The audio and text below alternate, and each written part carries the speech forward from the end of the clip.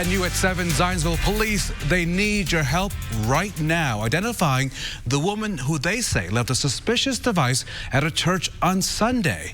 The Indiana State Police bomb squad was called to the Zionsville Presbyterian Church after reports of a strange package. Officials say it was an improvised incendiary device, but did not pose any immediate threat.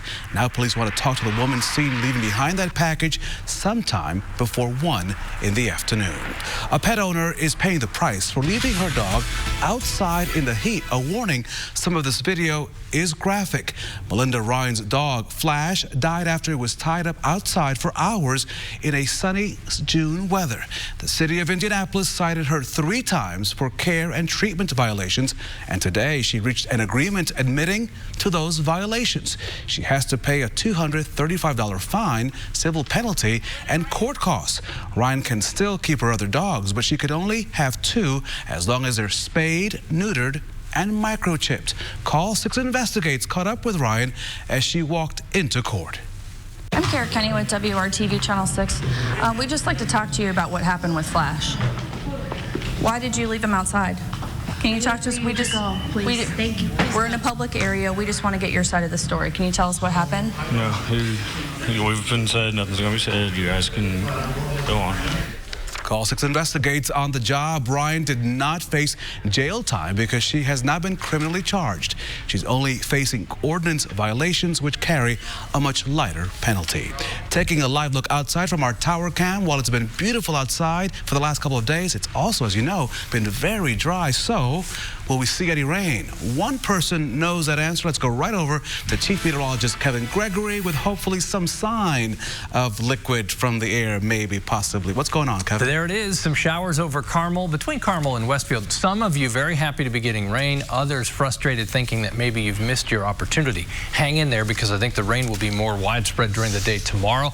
Carmel on up 31 to the north, a few hit and miss showers there. Hancock County several times today along Interstate 70, you've had some downpours.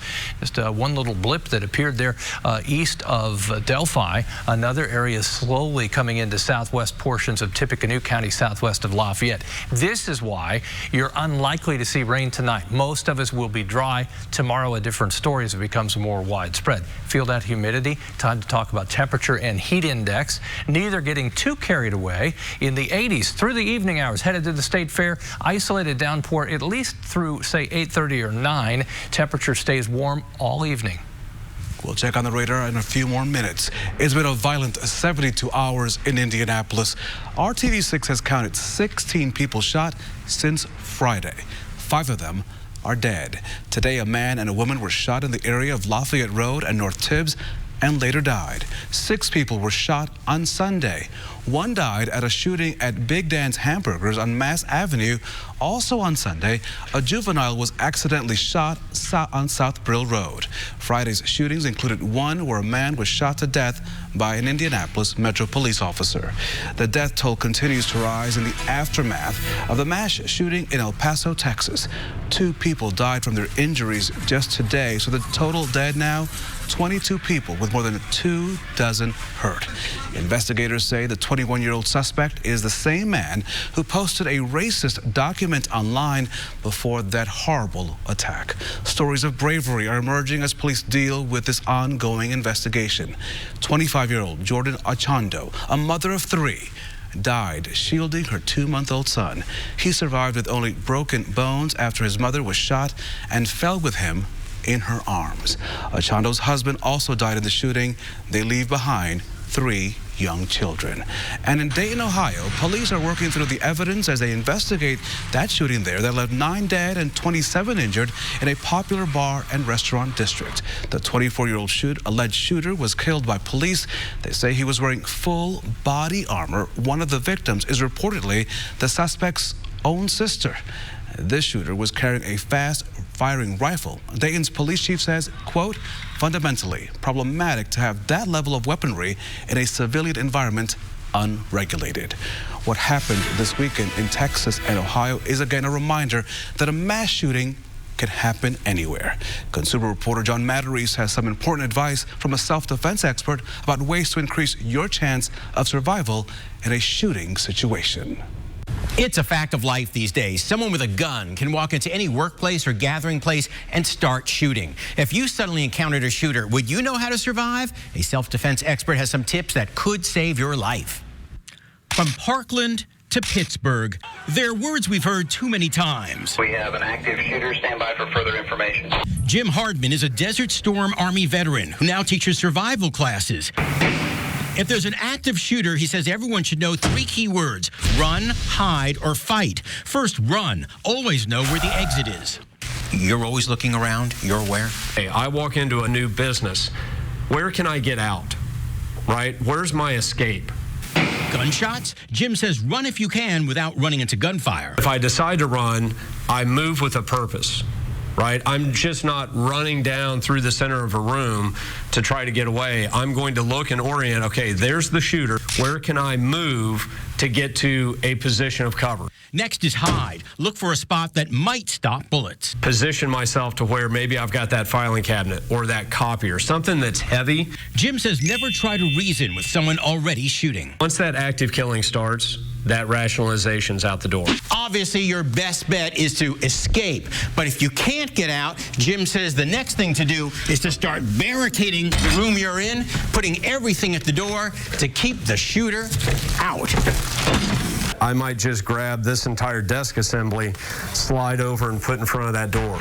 And look for a way to secure the door with a rope or strap. I would just take this. I would try to loop it around as many times as what I could.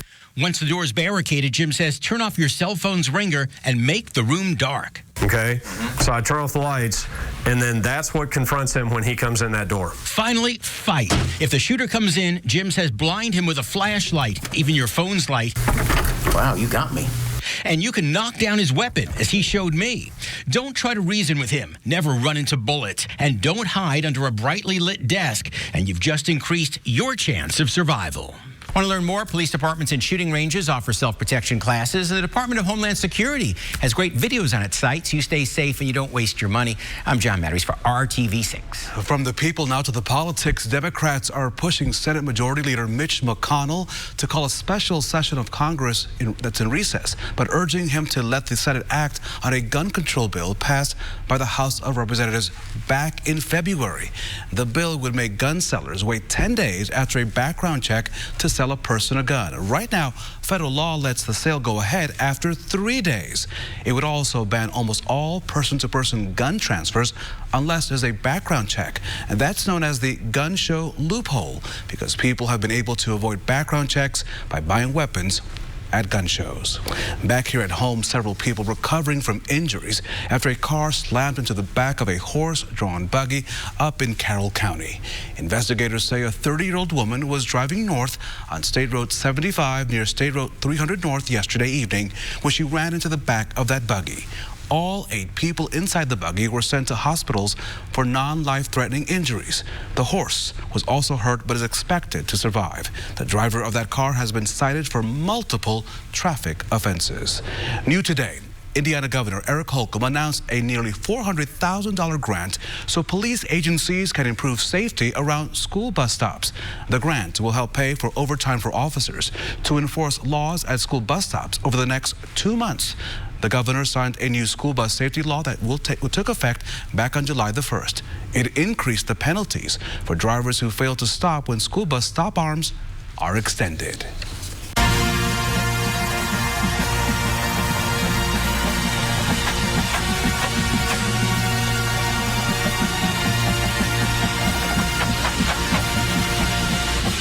Yes, they're coming back. Tens of thousands are coming to Indiana for the biggest marching musical festival in the world. It's World Championships Week for Drum Corps International. The action begins with DCI's open class competition. It will be held today and tomorrow on the campus of Indiana Wesleyan University up in Marion. Then the action moves to Lucas Oil Stadium for the top tier world-class competition. Preliminaries will be Thursday, followed by the semifinals on Friday, and in the finals this coming Saturday. Now, also on Saturday will be DCI's free Sound, Sport, Music, and Food Festival outdoors at Pan Am Pavilion. It features music competitions, including the annual Drumline Battle. There will also be a performance from the Impact Band, made up of 8th and 9th grade students from all across Indiana. Go out there. It's always fantastic to see these amazing groups perform. Welcome back to Indianapolis. Next on the news at 7, no break for these teens. Learning new skills and training up will take you inside a very successful program. If you're hoping for rain tomorrow, likely your day, 1 o'clock in the afternoon to 4, you see the thunderstorms expand, greater coverage than today. We'll finish that timeline and look through the rest of the week coming up. RTV6 is working for you. This is RTV6 News at 7, working for you. It's our home. It's Indiana, which means that there's another change in the air after some beautifully just nice days. Kevin, what's happening? You feel the humidity, right? You felt that today. Yes. That is a building block for thunderstorms, so many of you may be excited about that, just getting some showers and thunderstorms back in the picture. We've done that. Kind of outlined in yellow here are the areas in Indiana from Madison across Hamilton, then Boone County and out west of Montgomery and north where we're abnormally dry. Of course, no one was dry all spring. We had all of that rain, but the summer pattern has kicked in. It's been a little more selective with rainfall. Tomorrow should not be selective. We should all at least see some rain. With thunderstorms, you know how it works. You can go 2 miles down the road from your house and they get a ½ inch to an inch and you get 1/4 inch. We'll play that game, but I think at least you should have some rain move through. Rain chances Thursday and Friday will be diminished. Temperatures tomorrow cooler because more cloud cover earlier in the day. The exact high temperature will depend on the timing, the start time for showers and thunderstorms. Wednesday's dry as we get back to a chance of showers and thunderstorms. Thursday will be the warmest day. Right over Fishers from 465 and I-69 to just south of Noblesville and Morse Reservoir. 3 pockets of rain there that will slide across Geist. We'll go back to the southwest. Another little pop-up here just north of US 40 and Brazil and northern portions of Clay County. There's the wider view if you want to see where rain is compared to your house, and you're going to stay dry, most of you. 84, that's current temperature. 78 rain-cooled degrees over in Wayne County, while it's 86 in Terre Haute. Tomorrow, thunderstorms become more likely 4 to about 9 p.m. A few of these could be strong with damaging wind threat, the main threat. As far as our rainfall potential, again, quite varied with the different computer models. They struggle with thunderstorm type rainfall. 83 in Tipton tomorrow afternoon. Temperatures mid-80s to the south with these thunderstorms developing, as I mentioned, especially after 4 o'clock north and west of Indy. 7-day planner, that chance for showers and thunderstorms is there, but diminished as we get to Thursday and Friday. Over the weekend, a nice weekend. And of course, for many of you, that may be your next opportunity. You say, okay, we're targeting the state fair. Might be a good weekend to do that. And we can use some of the rain, so it's all coming at a good time. Yeah? Perfect timing. Perfect timing. Thank you, Kevin. Coming up in our nightly Hiring Hoosiers report, building a career, literally how this high school program is giving students the edge that they need every day. Plus, it may be the first day of school, but these students and teachers are already thinking long-term, taking kids from the classroom to the career, ahead in Hiring Hoosiers, right here, only on RTV6. At Zaxby's. RTV6's Hiring Hoosiers is all about you, about making sure you get linked with the jobs, the resources, and the skills that you need. And right now, construction-related jobs are among the highest in demand. And one high school is giving its students a head start in building a construction career. So come with me for an inside look at the building trades program at Mooresville High School. By all measures, a cross-section of construction techniques are at work. As students take on projects to improve the facilities at Mooresville High School. For me, I really had no idea what I wanted to do when I graduated, and this class kind of helps you with learning about different jobs you can do. Students in the building trades program get a taste of engineering, excavating, HVAC, and more in the classroom. Measure and make sure it's 12 footers at 13.6 or what we need, because it'll have to be custom built. Yeah. And then put those skills in motion. So these lockers came unassembled. We had to take and assemble all of them, all 84. Under the guidance of professionals, students worked on the installation of these athletic lockers for varsity and junior varsity teams. They also played a key role in updating this training room facility. Sorry. You can walk through. This is very passionate to me. You can walk through one end of this building to the other, and you can see, without their name written on it, you can see work that a student has done. Construction skills are among the most wanted in the state. While some may find a job right out of high school, others are going to college, seeking an engineering degree or a business degree to be able to manage an operation or run their own business. In addition to the skills they're learning about doing some electrical wiring and doing some plumbing and laying block, etc., the other thing these kids are learning is how to work hard and what it means to work hard in a way that's different than what we can show in other classrooms. So for those seeking to build up their trade skills, Mooresville is pioneering a path for students to find success. And Mooresville offers other programs geared to students planning to go from graduation to work, while at the same time offering academic courses for those who are also college-bound. Kids at IPS are heading back to the classroom, and RTV6's Aaron Lish shows us how kids are getting some real-world experience this week. Wearing a uniform wasn't part of Ramses Camargo's plan at Arsenal Tech, but he landed in JROTC. At first, I was like, oh, what is this? It became clear he flourished in the Junior Reserve Officers Training Corps, which instills leadership in students. There's armed exhibition, unarmed, IDR, and color guard. I was in charge of all those 4 teams. This can get students prepared for the military, but also for life in general. You know, no matter what job you go to, you wear some type of a uniform. So it's attention to detail, taking care of things. Those are the type of things we think that really translate into whatever you do in the civilian world. And that's the case for Camargo since he now works in the auto industry. It's helped me with being punctual to events, like to work every day. I'm never late. Discipline as well. I'm never in trouble. To help land his job, he gained experience in Tech's Automotive Service Technology program, which instructor Nate Mitchell says is great for a career and your own car maintenance. So if you're able to work on your own car and keep your transportation going, it's beneficial. While working on cars in school, he received multiple certifications, saving hundreds of dollars. Not only do you save, but you gain knowledge. And knowledge, of course, is power. Camargo says students should start making a plan for a successful future after graduation. With these classes, you have like a general direction of where you want to go. Working for you, Aaron Lish, RTV6. Aaron, thank you so much. Beyond that automotive program, they have about a dozen other choices for students. And tomorrow on Good Morning Indiana, we'll actually check out a program where students can get paid and gain experience. Our Hiring Hoosiers Classroom to Career initiative continues all week here on RTV6. Here's a preview of some of the stories and schools we will be featuring this week. You can see the premiere of each of these stories on Good Morning Indiana from 4:30 to 7 every day. Central Indiana Police Department is still looking for new members to join its ranks. The Kokomo Police Department will soon begin its selection process.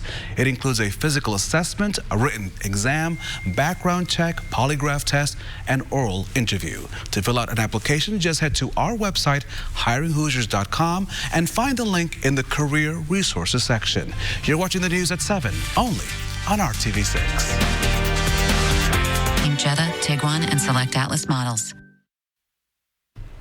This is the year of milestones here at RTV6. We mark another on Wednesday when our very own Kevin Gregory marks 30 years right here at Channel 6.